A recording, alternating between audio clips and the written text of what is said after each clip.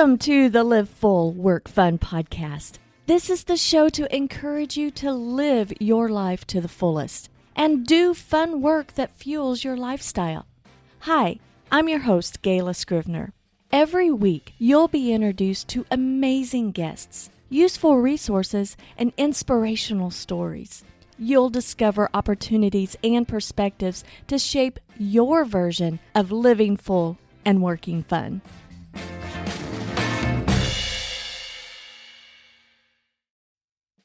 Before we get started with the show, I have a question for you. Are you a busy solopreneur struggling to find the time to consistently post to your social accounts? Well, the Scrivener Solutions team and I are introducing Scrivener Social, the easy-to-use social media scheduling platform paired with all of our workflows.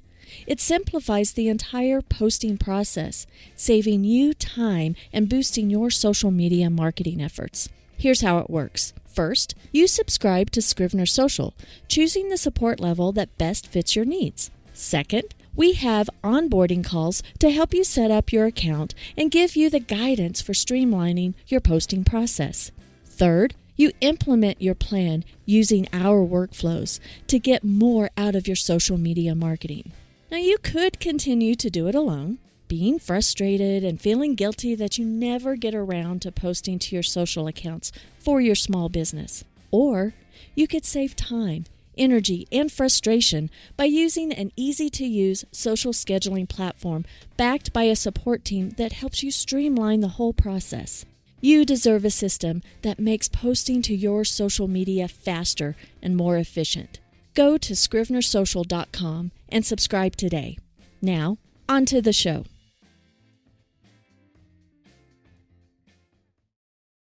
Hi there, and welcome to the show. This is the show where we explore topics that help you create your lifestyle to live full and work fun.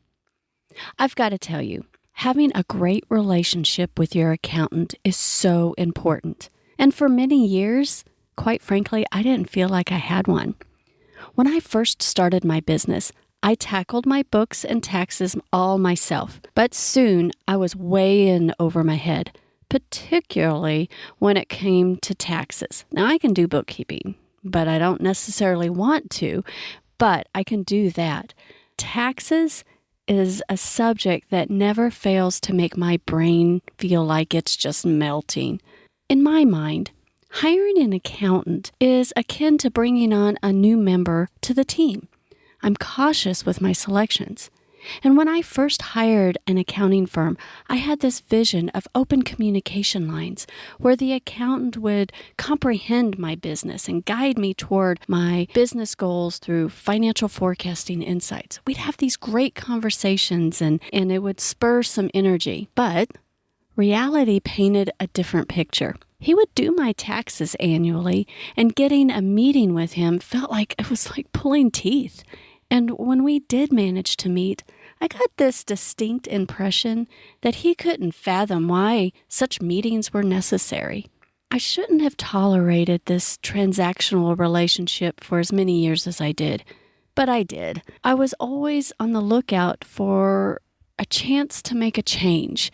But the truth is, finding a new accountant to serve as my fractional CFO seemed like a daunting task, and I just kept postponing and just pushing it under the rug and making excuses, saying to myself that I was just too swamped to devote to finding someone new.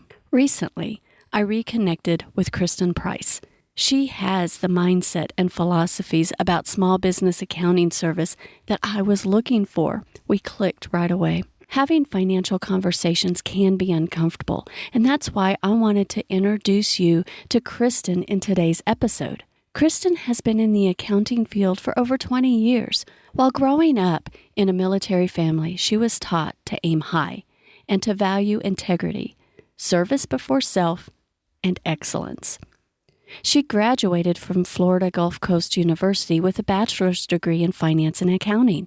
After graduating from college, Christin gained valuable experience with various companies and industries, ultimately working her way up through the corporate ranks to CFO. Christin continued to work in the private sector until she realized the need to help small businesses achieve their accounting and financial goals. In addition to her college education, Christin has received her enrolled agent credential from the IRS and certifications as professional bookkeeper, notary public, and signing agent. I am super excited for you to meet Christin. Christin, welcome to the show. I'm so glad you're here. Thanks for having me. I'm super excited. Could you share maybe a tidbit, fun fact about yourself that wasn't in the introduction? So part of my growing up as in military family, my dad was in the Air Force, was we got to travel the world a lot. Something that a lot of people don't know about me is I actually got to rappel down a mountain in Wales. One of our graduation trips from, I think it was middle school or whatever it was, we got to go on a week-long trip to Wales. So we got to go caving. We rappelled down a mountain. How fun. Why don't you tell us a little bit about your journey of becoming a business owner? So for me, becoming a business owner was a really scary step, but it wasn't as scary as losing my job in the construction industry during a recession. So I felt like I needed to stop putting all of my eggs in somebody else's basket and kind of invest in myself. And I had a lot of contacts that were starting businesses kind of around the same time I was, and they didn't understand their financial situation. They didn't understand what a profit and loss was. They didn't understand how this business income affects their taxes. And, I just saw all of these people, small business owners struggling. And that was something that I was really passionate about, was helping people learn, how do I run my business? What do these numbers mean? How does this affect my taxes? So it's kind of why I started my business. You touched on some of these challenges that small businesses have. How do you help them overcome their challenges?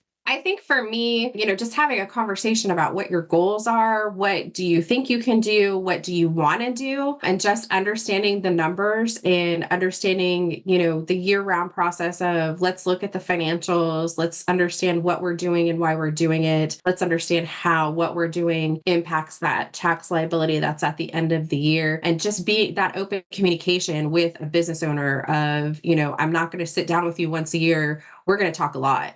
So we'll talk once a month or every couple of weeks or once a quarter, kind of depends on what each business owner selects with the services that I provide. But there's a lot of communication about what's going on with the business. What can we do to grow? What can I hire payroll? Can I buy equipment? Those kinds of conversations, just so that the business owner understands a little bit more about the numbers and what we can do with the numbers. I used to have a relationship with a CPA firm that I was seeking these types of conversations, but it ended up just being a once a year transaction to do my taxes. And that was very frustrating to me because I wanted somebody, I'm a small business owner. I wanted to structure my business to have somebody like a CFO on my team to have these conversations. Do you find that in the industry that there's not a lot of services that's geared toward having those conversations with small business owners? I think especially in my industry, when it's tax season, the CPA is not going to pick up the phone. And that's kind of a complaint that I hear from a lot of small business owners is, I only see my tax guy once a year and I don't know anything about my business until I get the tax bill at the end of the year. And they get these big surprise in April, $1,000 to the IRS, and I don't know why.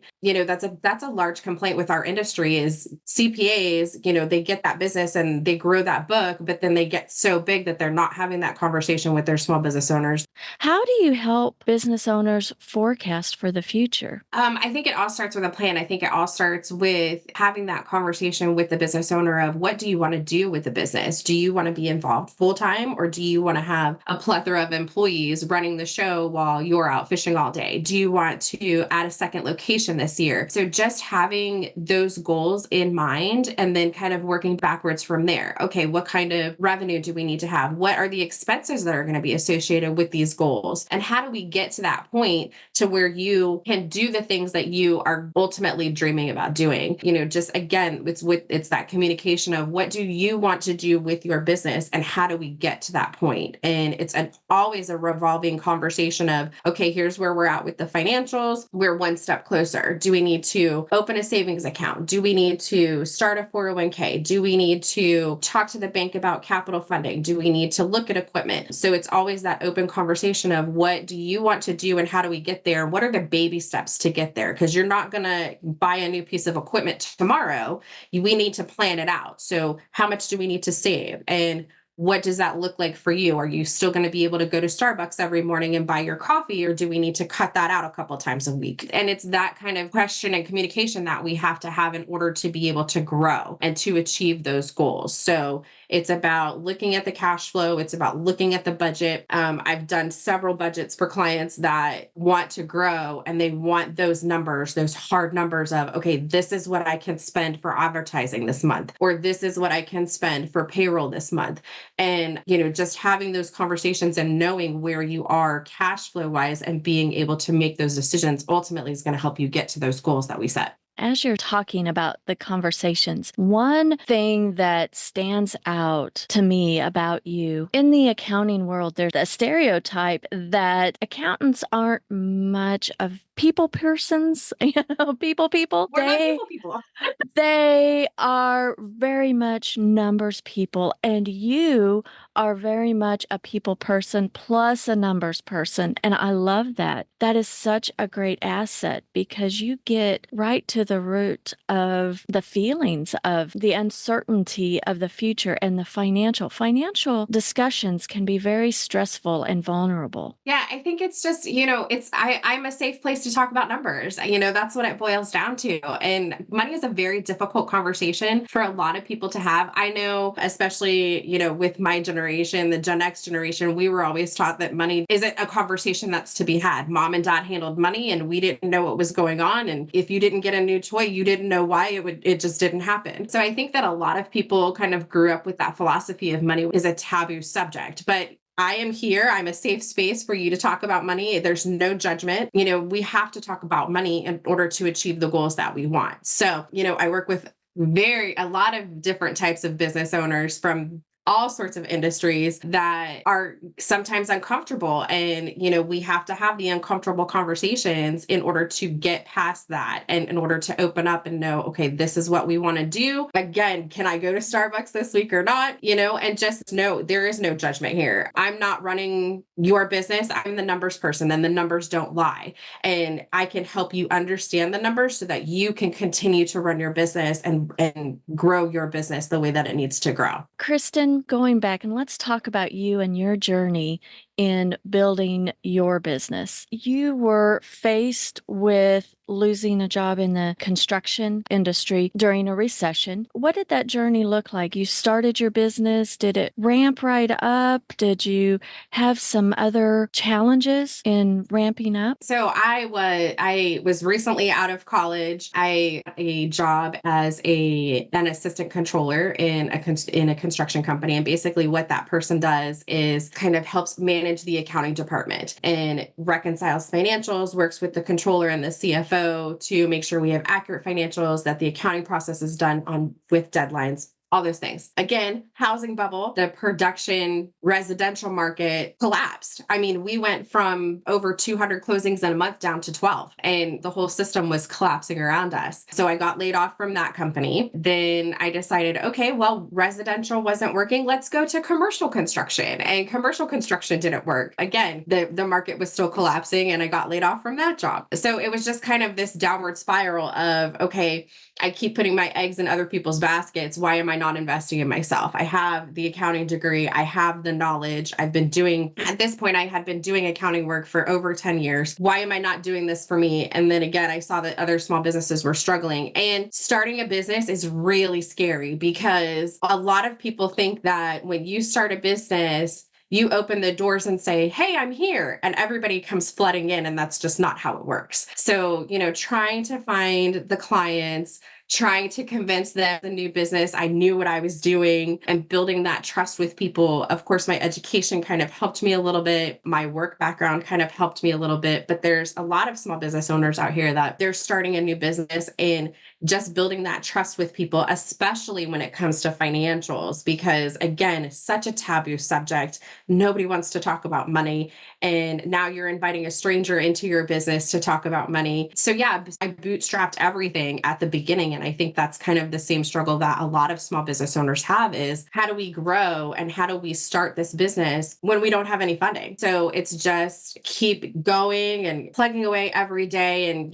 doing the hard things. And eventually it turns around. I mean, I've had, like I said, I started my business in 2011. Here we are 13 years later, and I have over 100 clients. And, I'm super excited about the growth. I think a lot of people don't realize the struggle that it is to be a business owner. I know there's times when I see a meme or a picture on social media, and there's the person that's accepting the award for being such a great business owner. And then the flip side is the back shot of this person is, the struggle, long hours, late nights, missed family dinners, eating noodles for weeks on end to make payroll, all of the struggle. Everybody sees the success, but not everybody understands the struggle. And it takes definitely a certain kind of person to be a business owner, because there's going to be ups and downs, and, just having a team around you that can support you and help you grow is the best thing that you can do. What kept you going during the down times? I mean, did you ever feel like you wanted to throw up your hands and like, okay, I guess I'll go back and work for someone else? Yeah, and I actually did a couple of times because I didn't have a support system around me that kind of gave me that confidence that said, you know what you're doing, you can do this, you can grow. And I actually did. I had my business on the side. They call it a side hustle nowadays. I had my business on the side for several years until I finally gained that confidence of I can do this. I don't need to have this side hustle. I need to make my full-time commitment that I'm giving to somebody else. I need to make that commitment to myself and my business. And especially when it's hard, I just look at my son and I'm like, I know I'm doing all of this for him because again, it gives me that freedom. And we kind of talked about this a little bit earlier of I can take my son to school every day.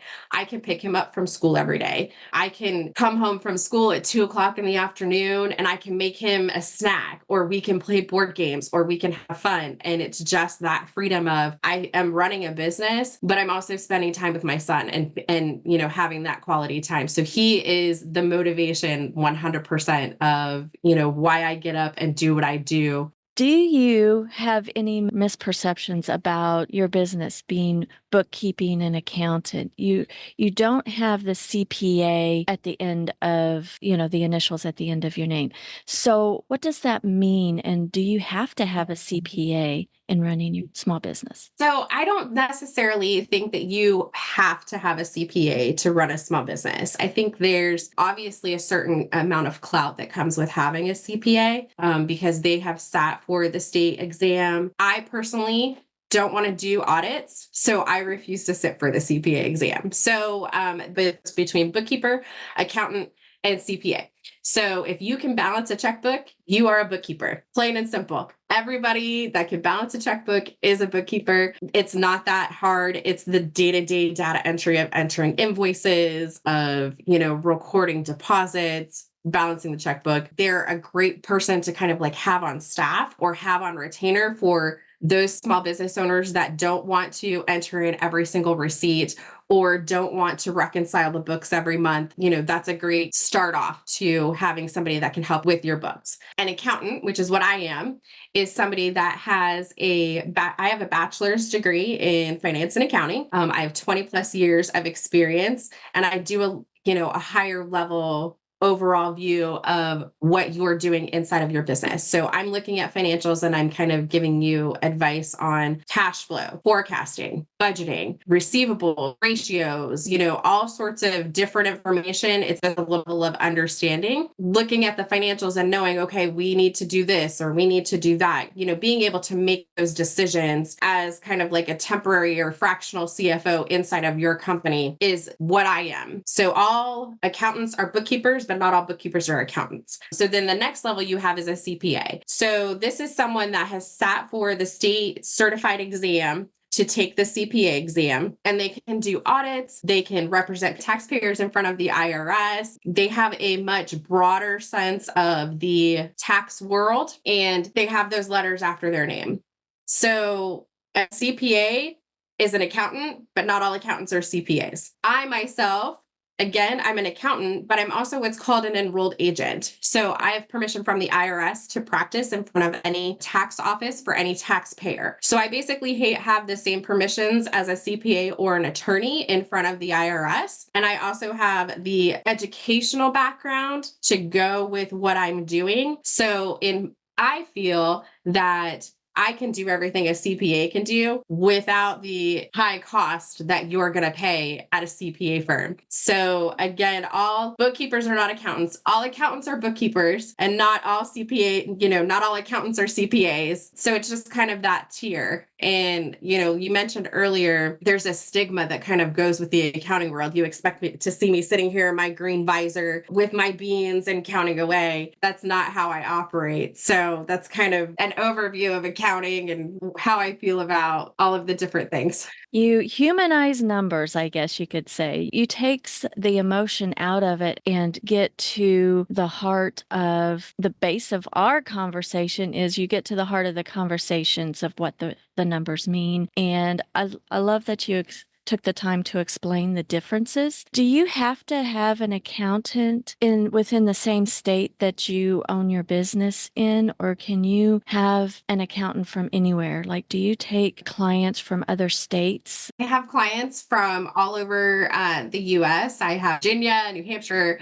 So I have clients all over the US. In fact, I actually just talked to a gentleman that was in Australia a couple of weeks ago. So as long as you're following the generally accepted accounting principles, that we have to follow. And as long as we're following the IRS tax sections that are for the US, obviously, then yeah, you can have an accountant that's based anywhere. And I do a lot of remote work, different clients that just don't have time to look at those financials every day or every week or every month. So do you have to be, I don't know, for the lack of a better word, certified in different states for submitting state taxes, or you can just do that because you know the general accounting? So because I'm an enrolled preparer or an enrolled agent with the IRS, I have that permission to practice in front of them. I'm also a registered preparer, so tax return preparer. Obviously, there's states that I'm a little bit more familiar with. For example, the state that I live in, or the state that I used to live in, because I lived in Florida for 20 years. So there's nuances to every state. Most states will usually follow the federal return.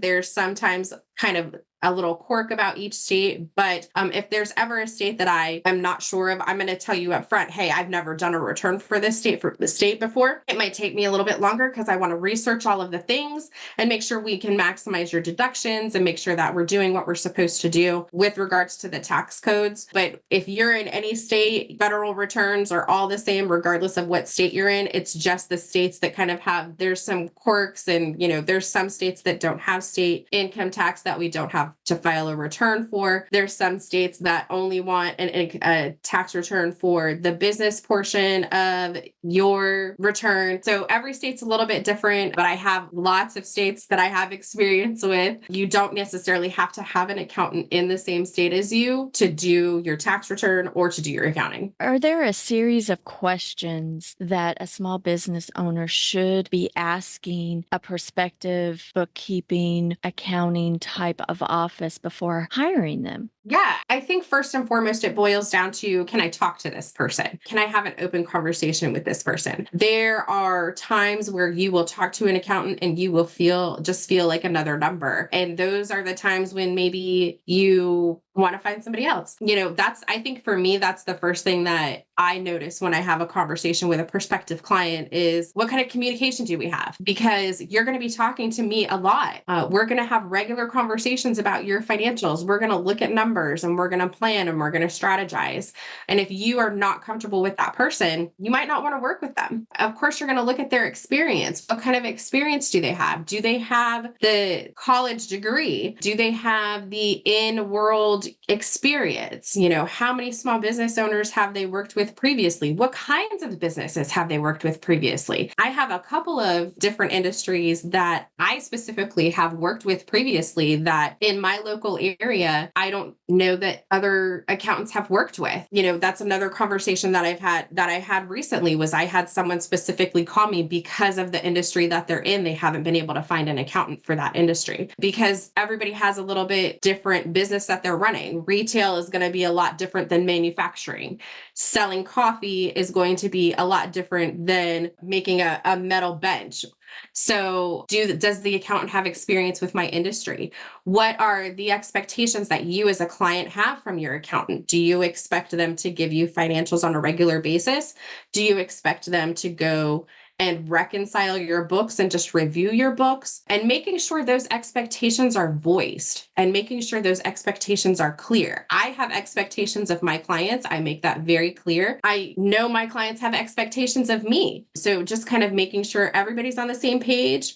That do you have experience in my industry? How long have you been doing this? I think it's like a job interview and you want to gather as much information as possible because again, that money conversation is uncomfortable and you want to make sure you're having it about those numbers with you. Thank you, Christin. And every time I talk to you, you are glowing and smiling. So obviously your work is fun, but what does make your work fun for you? It's always my clients. My clients are what make my work fun for me. And what is the greatest joy about working with my clients is the conversations and watching them grow. I have a client that I started working with a couple of years ago, just to give you an example. And he called me. I had never met this person.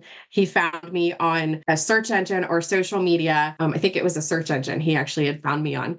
And he called me and he said, "Hey, I'm working a full-time job. I've got this side hustle that I'm doing. I'm working until 2, 3 o'clock in the morning. I get a couple hours of sleep and then I go to my full-time job." And he said, "I don't know if I can take this business full-time or if I should just give it up and just go to work and not worry about anything else." And he said, "So I need your advice." And this is the kind of conversation that I love having with my clients is what can we do and how are we going to do it? So I ended up looking at all of his financials and I said, "Okay," I said, "if full-time, here's what we have to do. We have to find a space that has this for rent or we have this much for build out," and just putting that plan in place for him to make that decision of, I'm going to quit my full-time job and I'm going to do what I'm passionate about. And now we're a few years later and we're talking about opening a second location and just watching that growth with my clients and watching them come into this, full life that they're having because they're working towards those dreams and they're working towards those goals. That's really exciting for me. Like I mentioned before, that's the cherry on top of my life sundae right there. I love that story. I was getting goosebumps when you were telling me about him. I mean, because it is so scary. You want to know, should you just go forward or not? And to see a couple of years later, a second location, that's wonderful. And that's the conversations that I'm having. I'm having those conversations with many clients of, can we move to a bigger space? Can I buy equipment? Can I hire more people? And those are the conversations that you want to be having with your accountant throughout the year, not just at tax time, not just sitting down and saying, okay, here's my taxes. What do I owe the IRS? Small business owners need to know throughout the year kind of an idea of what that tax bill is going to look like, but they also need to know, what can I do to grow and to fulfill this purpose that I have with my small business. Thank you so much, Christin, for saying all of that, because as small business owners, we may be thinking, okay, we've got an accountant, but this is just it. They just do my taxes, and I am not big enough for them to feel like they should take time for me to have these kind of conversations. And you just broke that mindset out of the water, because if anyone listening has this relationship with an accountant that you feel like, hey, I still don't know where the numbers are, I still don't know if I'm getting a plan, you need to be able to have a relationship like what Kristin's saying. So, Kristin, how do people get in contact with you? How do they reach you? So I have a website, www.kristinsbookkeeping.com. I'm on Facebook. You can look up Kristin's Bookkeeping, and I come right up. There's a little horse that is my kind of avatar profile picture that's based on a horse that I had several years ago that was named Honey, drinking coffee with some accounting books next to him. I mean, email, phone call, all of the things. I'm sure you'll share with them all of my contact information. But yeah, I mean, pick up the phone and call me. I love that. You're very accessible, and that is rare in your industry, I believe. And I appreciate you being here. And yes, your links are all going to be down in the show notes. And I'm so glad that you joined me today. Thank you, Kristin. Thank you. I had so much fun as always. I love talking to you. Thanks for having me on. Well, thanks for joining me today. You'll find the links in the show notes to connect with Kristin. Let's continue the conversation. What is your biggest hang-up about talking about money? I'd love to hear from you. Hop over to Facebook and post what your biggest takeaway from today's show was in the Live Full, Work Fun group. Thanks again for listening. Until next time, have a fantastic week. Live full, work fun. This episode has been brought to you by Scrivener Social, the easy-to-use social scheduling platform built for the busy solopreneur. You deserve a system that makes posting to your social media faster and more efficient. Go to scrivenersocial.com and subscribe today.